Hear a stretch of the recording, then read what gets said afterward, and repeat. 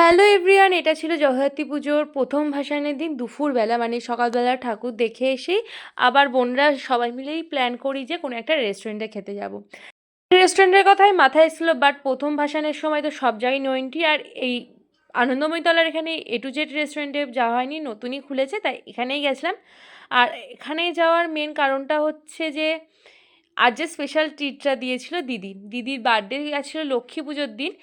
সেদিন তো আর কিছু করা হয়নি, জাস্ট কেকটাই কাটা ছিল, তাই দিদি আমাদের বোনদের সবাইকে সেদিন ট্রিট দিয়েছিল।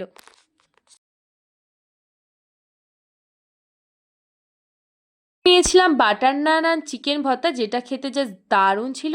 তারপরে নিয়েছিলাম egg fried rice, chilli chicken, আর চিকেনের আরেকটা কি আইটেম, আমার চিকেন মাঞ্চুরিয়ান মনে পড়ে গেছে। এই দুটোই নিয়েছিলাম। এগুলো খেতেও বেশ ভালো ছিল, বাট রুমালি রুটি আর চিকেন ভর্তাটা দারুণ ছিল।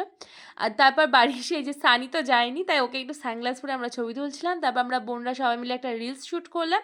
আজকের মতো এতটাই, দেখা হবে নেক্সট মিনি ব্লগে।